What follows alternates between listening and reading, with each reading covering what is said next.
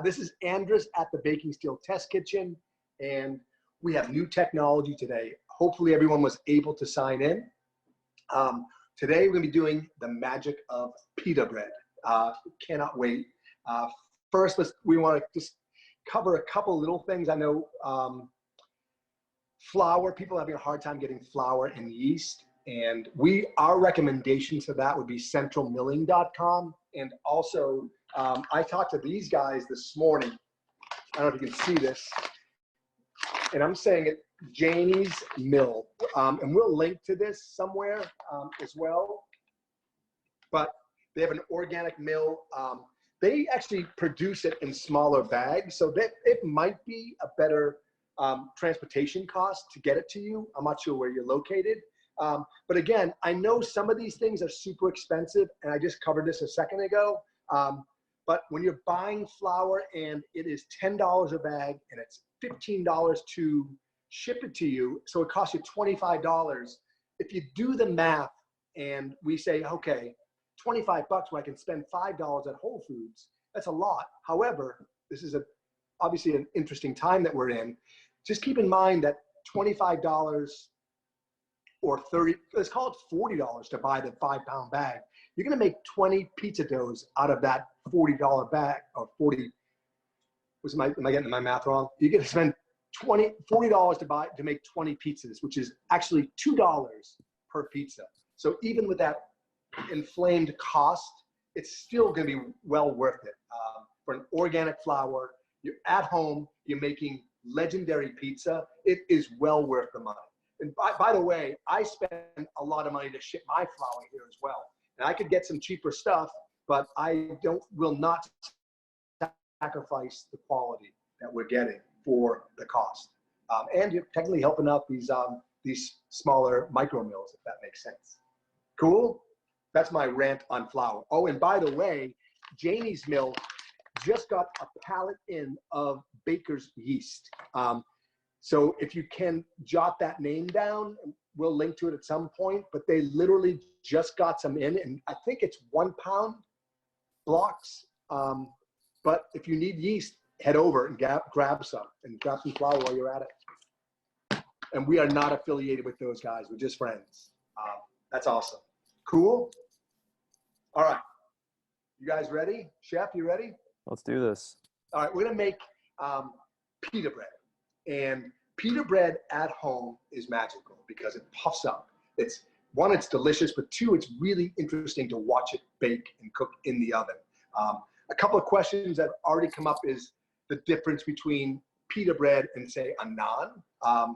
Well, the main difference that we can see is that pita bread is a leavened dough. It's like pizza dough. It's got yeast in it. Whereas naan has a dairy product, typically like a yogurt. I've even seen eggs, and it's typically cooked on the stove top. They're both flatbreads, but pita tends to blow up in the oven like a balloon. Hopefully we'll be able to see that live shortly. Really fun to make. Whereas naan is more of a flatbread on the stove top. Cool? And a couple of things before we get started with the dough is, I've got the oven preheating for an hour. I'm at 525 right now, and because this is where you're gonna really see the magic of the baking steel. We need this oven super hot, and we need our steel super hot. You're not gonna probably get there as easily with a pizza stone or a sheet tray. You might not get the blow up. So the steel really works its magic here. It's in its element. That makes sense. Cool. And now let's make dough. Can you guys see me okay over there? The dough, this is really interesting because we have a specific pita dough recipe. It's almost the same. It's got a little more hydration than pizza dough. The flour might be a little different. We may use all-purpose flour versus bread flour. But what we're gonna do is, because I don't wanna make a batch of pita dough, I'm gonna use and make pizza dough. It's the same, basically the same thing. It's just that maybe what I'll do is I will tweak the recipe a little bit. So instead of using 100% bread flour, I snuck in, you guys can see this, spelt, maybe 5 or 10% of spelt. So instead of 500 grams of bread flour, I might use 450 and stick 50 of this in there. So it's an ancient grain. It's organic. It adds like a nuttiness flavor to my pita, which makes it really super unique and fun. Is that cool? Let's show you how I do it. This is a typical, we still like a 24-hour ferment for anything that's yeasted because it tends to add flavor and texture.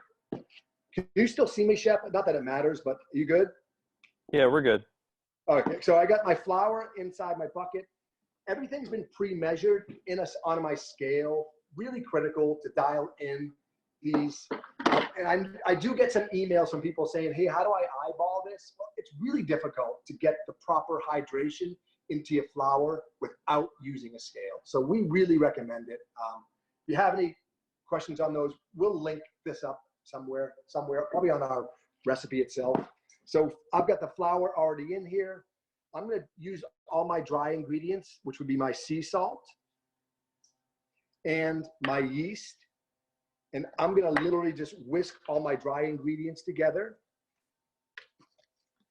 for maybe 10 or 15 seconds, just like a pharmacist, right?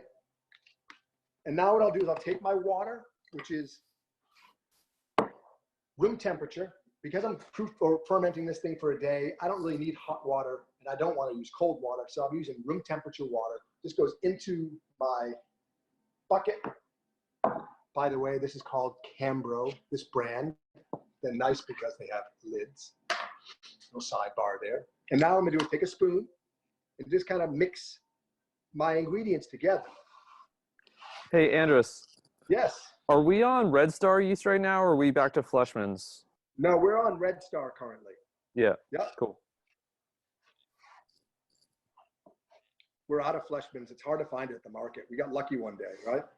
Yeah. So after I kind of do the initial mix, I put it on my countertop. Shout out to GIR, these spatulas. They're awesome. They're super easy to clean. They're a little bit stiff, so you can kind of work with the dough a little bit. I remove everything. And now what I'll do is take my bench scraper and I'm gonna press the water and the flour together. You guys see this okay? Chef, you good on that? Yeah, you're a little bit cut off by your head, but the action of the dough looks awesome. They always said I have a face for radio. My parents used to say that. Is that good? That's perfect. So I kind of just knead this thing together. And as it gets sticky, I know I'm kind of at that incorporation part where I think it's just about done. I'm just really trying to remove any of the dry clumps of the flour. And I do this. These are great because I can get underneath it nicely. And I'm just about done. So I will take this dough, put it back into my Cambro, scrape my hands a little bit, put it back in my Cambro. I'm gonna lid it up, right? Now, I don't want oxygen hitting this thing. If you don't have a lid, plastic wrap is great, but make sure you get it, cover it the right way. Otherwise, you can get some thick skin on your dough, which is not fun. Cover it up. I'm gonna ferment this for 24 hours until tomorrow. How I'm gonna do that, it's 11 o'clock right now. I'm gonna let this sit at room temp until about 8 or 9 o'clock tonight. And then I'm gonna take this bulk and put it into the fridge overnight to get it cold.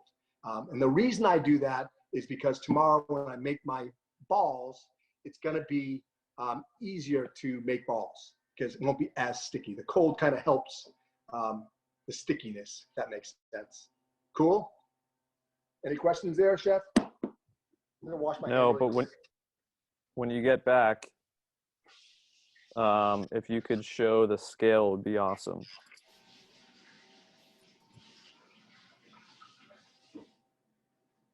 What was that, Chef? Can you just show the scale to the camera? Oh, yes. So there's a company called My Way. You can see the logo down here on Amazon. And we love this scale. It's pretty basic. It's a good brand because one thing you also need is a micro scale, and this thing dials into the 1/100th of a gram. When you're using micro amounts of yeast, this big scale is not going to really dial that in. So you need two separate scales. Some of them have a micro scale built in to the big scale. We've tried that version and it's broke on us like 3 times. So we don't want to deal with that. Whereas this thing has lasted like 10 years. Used to have this in college for different reasons, right? So, right. Joking. Any laughs? So scale and then micro scale. Does that make sense? Yes. All right, cool. All right, now, so after the 24-hour ferment, I'm gonna grab my batch. We did this yesterday for class. Here's my batch of dough. I actually just kind of peel a little off of that batch here. And what we do is I'm gonna make the pita balls, which is very similar to dough balls. I like to measure these up to about, these are gonna be about 85 grams. So anywhere between 85 and 100 grams, make a nice little pita. So I'm gonna cut this in half, see what I got. Look at that, 87, so this one should be about 85. To make the dough balls, because this dough is somewhat sticky, flour up in front of you, okay? And I'm gonna make these just like mini pizza balls. I'm gonna pick this up, it's like micro, right? I'm gonna pick this up and just kind of fold it. And I'm just kind of trying to press this thing in. I'm trying to form a nice tight skin. And I do that by folding it into itself and then turning, and then folding into itself. You can see one side smooth, just like a pizza ball. And as I do this, it gets more and more tight. I'm essentially locking all the glutens in. And it's not as critical here as it is with pizza dough, because we are gonna smash these things with a pin in a little bit. Okay, take my ball, and I can literally flour this up and just leave it on the counter. I'm gonna let these rest for maybe, what do you think, 10 or 15 minutes, Jeff? That's plenty. It's fine. Because the next step is kind of the fun one. So I do this, again, I'm not as critical. Ball it up and then kind of let it sit and rest 10 or 15 minutes. Because the next step, we're gonna take a rolling pin. I have a rolling pin somewhere. This, the rolling pin, because we're gonna squash these things and bake them off. Now I did this before class about 15 minutes ago. I've already got my dough balls that have been relaxed and resting a bit. And that's that. Does that make sense so far? Any questions, Chef? How we doing? Good. A lot of people asking about sourdoughs or rapid rise versus active dry, and basically the same thing. You can do a Google search on the specific type of yeast you're using, because there's rapid, there's baker's flour, there's different names. I have found I literally just do 1-for-1 substitution unless it's fresh yeast, because it's micro amounts. They're saying that is different. So I just find just kind of substitute 1-for-1, and if you don't know what it is, just Google it, and you should find a good equivalent for what the recipe is calling for. Yeah, I was saying along the same lines where you're just saying, we do such long fermentations that like the rapid versus active isn't really a huge factor because we're fermenting for so long anyways. Correct. Yeah. Right. The other one was sourdough.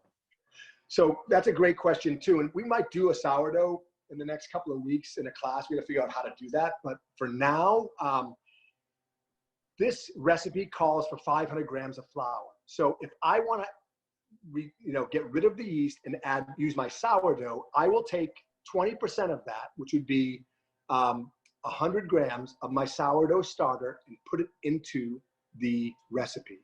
When I do that, I need to remove 20%. So I'll remove half flour, which would be 50 grams, and half water, which would be 50 grams. So I'll take my reduced flour and water and add in equal amounts of flour and water and add in my starter. We find 20% to be a nice round number for sourdough. And I like it to be activated, not the discard, if that makes sense. Cool? Makes sense? Awesome. Awesome.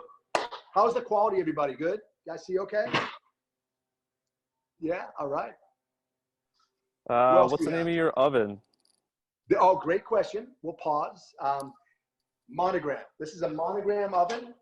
It's electric, and these are double wall ovens, so they are electric. Also, over here, got a Monogram gas range, which is 6 burner, which is awesome.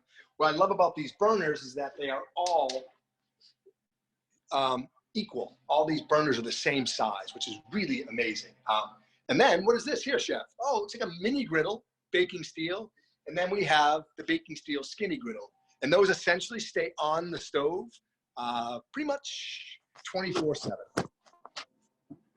Well, does that answer those questions? Sure did. All right. So now to the oven. I understand not everyone has a baking steel. So if you're making pita and you don't have a steel, maybe you have a pizza stone. What else would you use in there? A sheet tray?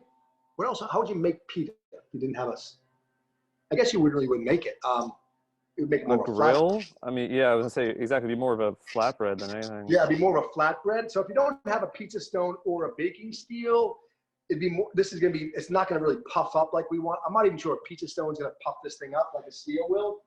Anyway, my oven's been preheating for an hour. I've got a steel on the bottom rack and a steel on the top rack. You only need one. For pita bread, I would recommend the bottom shelf because it's gonna blow up a little bit and you wanna have space. That's why. That makes sense so far? Good? Totally. Let's do it. Okay, now the magic.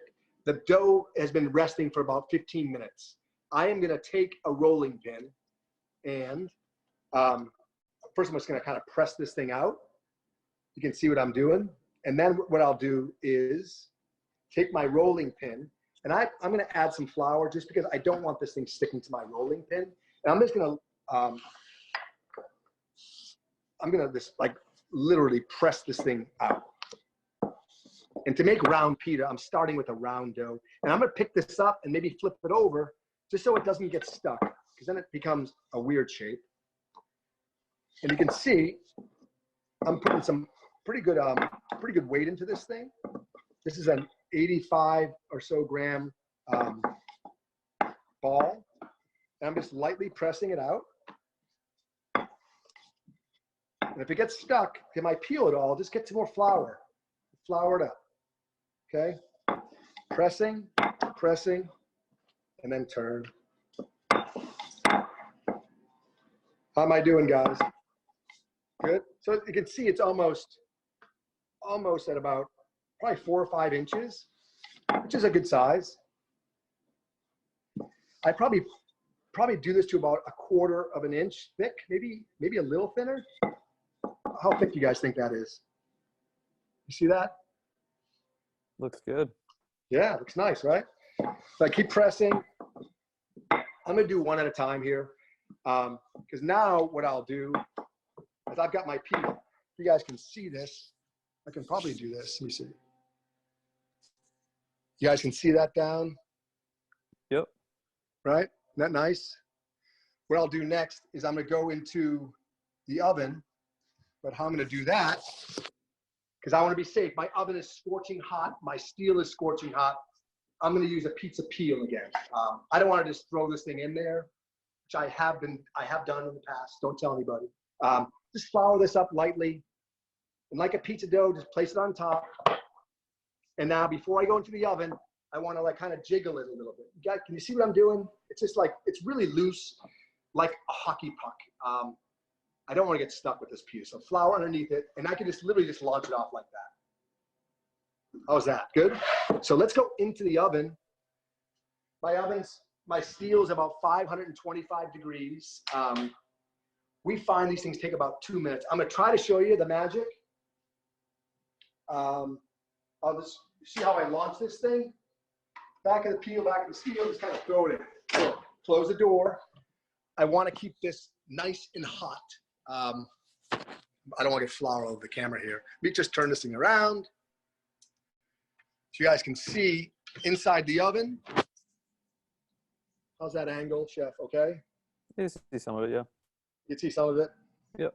I go like this, maybe? I don't know. My hand's getting in the way, right? You're good. All right. So you can see, guys, because my oven's so hot, it's starting to blow up a little bit. That's the magic. That heat is transferring from that baking steel, which is 500 degrees, right into that pita bread, which is going to create these air pockets inside. And you'll see as the thing goes. I might open the oven up and cheat it a little bit in a second, but it's really starting to blow now. You can see that. Pretty cool, huh? You see that going? We're on convection, not necessary if you don't have it, but just helps things kind of blow around. Right. And now if I open the oven up, you can kind of really see what's going on. Now it's cooking nicely on our steel. And now, if I want, I can actually flip that over too if I wanted to cook the other side.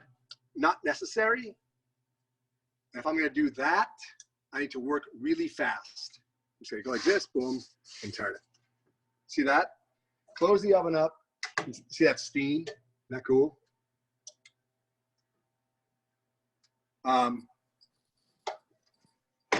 that's the magic of the pita bread. How's that look, guys? Good? Want me to do another one? I'm just going to put a timer on that so I don't forget. I don't have a timer. Anybody have a timer? Can someone give me 1 minute on a timer? Anybody? I'll figure it out. All right, I'm going to do another one. So I like to stretch this by hand first, just to kind of get it started. Okay? And then take my rolling pin and just kind of squish it. I'm going to squish the bubbles out. Almost like it's like a flatbread or even a pizza, by the way. Right? A thin crust. We use a rolling pin for thin crust. And back in my fig days, we used to use rolling pins all the time for all of our pizzas. See, I can just keep turning. I keep picking up to make sure it doesn't get stuck. That's really important. So I'll lose the shape. You can see it's starting to get a little bit here and there.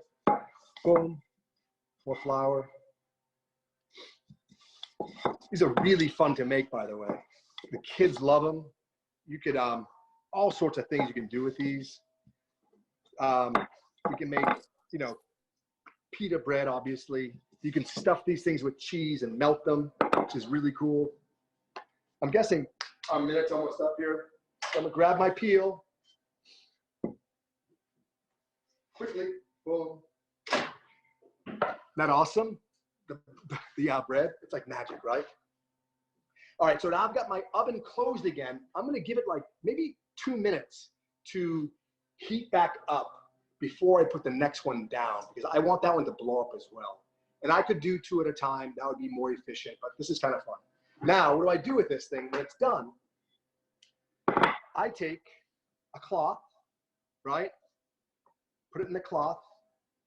And the steam from this, I'm just gonna cover it up, right, like that. And to keep it nice and steamed, which will keep it nice and soft, so I can serve these within the next hour or two, and they're gonna be like really soft bread, if that makes sense. And then what I can do, if I want to extend that even further, I might put these in a plastic baggie overnight, just so they stay nice and moist. And they're delicious. The things we can make, I could chop this up. I could put some olive oil on top, sprinkle some salt, and bake them at 350 for what, 10 minutes to make some pita chips. What else can we do with these, Chef? Sandwiches, obviously. I like to stuff. Go ahead. Those are sandwiches, wraps. You could do, your pita and hummus dip. Oh, great call. Hummus, yes. You could put sauce and cheese and make a pita pizza if you really wanted to. That's a great idea. Pita pizza. Say that 10 times fast. Yeah. My mom used to do back in the day the old cut a little bit off and stuff American cheese and put it in the toaster. I'm gonna live on the edge here, Chef. I'm gonna take this one. By hand? And by hand, I'm gonna just clean my steel off really quick. and toss it in there. Boom. Oh, that was not a good move. And what I'll do is I'm going to put a timer on. Let me get a timer.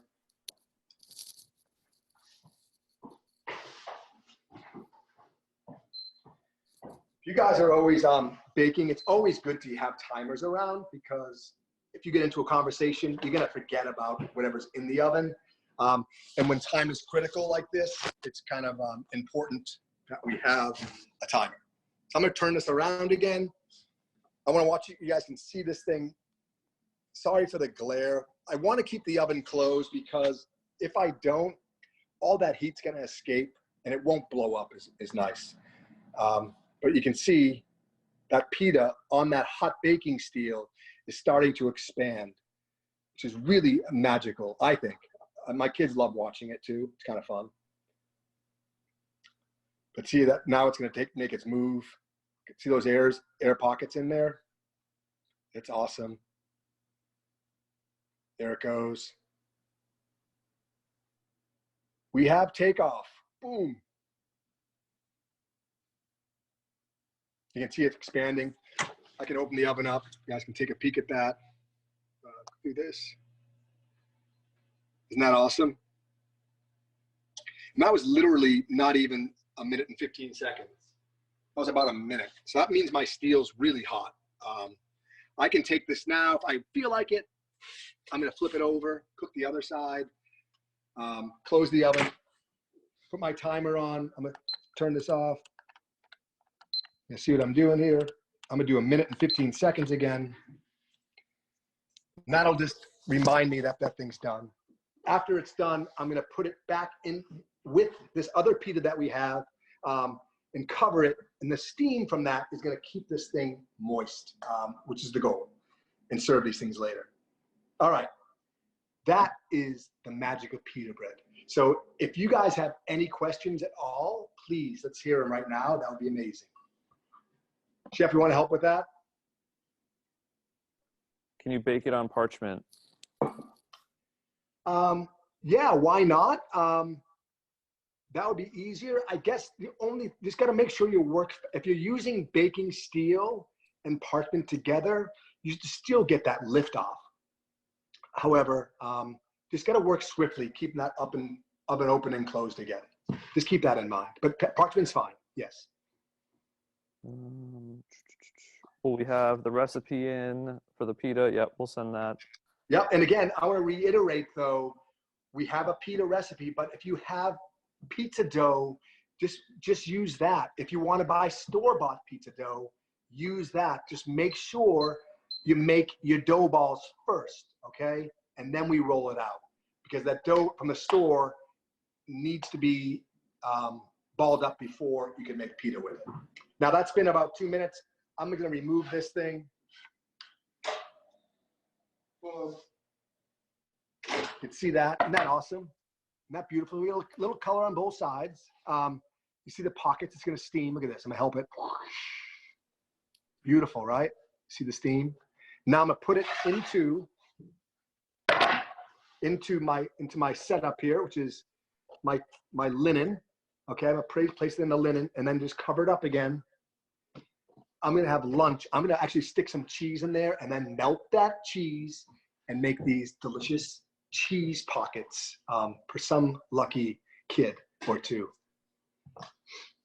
Anybody else? Dun, dun, dun, dun. What might cause us not to get the lift off? Flavor was perfect, but no poof. Yeah, heat.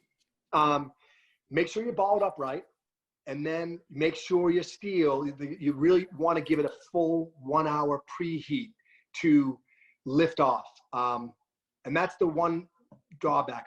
I've tried to cheat it before, only give it 30 minutes preheat. It's just not going to work. Give it 1 full hour.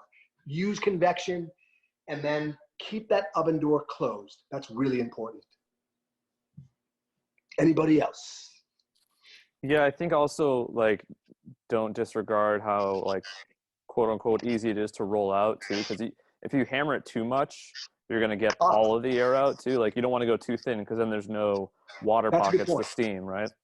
Yeah, that's a great question. I remember what I said. I did about a 1/4 inch. I could have, hammered it even more, but a 1/4 inch was I think a good measurement. Totally. Yeah, great.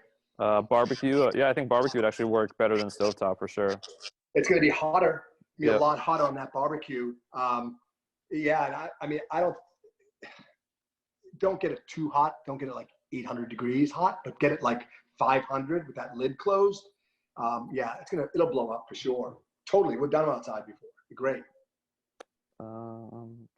Our record was what, 6 at a time one time on the steels. It was a big day. We did 6. Asking, does it matter the peel type, bamboo, aluminum, whatever you got? Now, great question though. To answer that, yeah, it does matter. My thing is, for launching into the oven, we prefer wood because wood gives us, it wicks away a little bit of the moisture that's in the dough already. Whereas the metal is going to kind of stick and create friction. The wood, it whisks away a little bit more, makes it a bit easier to launch. Anyone else?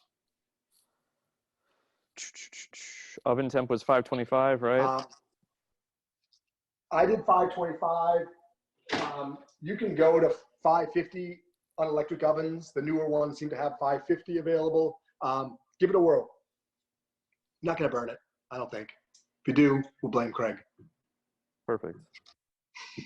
This will be up on YouTube later as well. Yes. We're going to throw it on Facebook and YouTube later on. Any questions ever, just, remember, you can email us. I'm Andres at Baking Steel. Fresh Craig is Craig at Baking Steel. We will answer all your questions as fast as we can.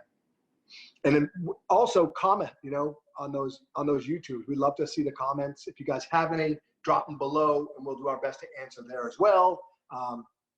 And anything that you guys need, we're here for you.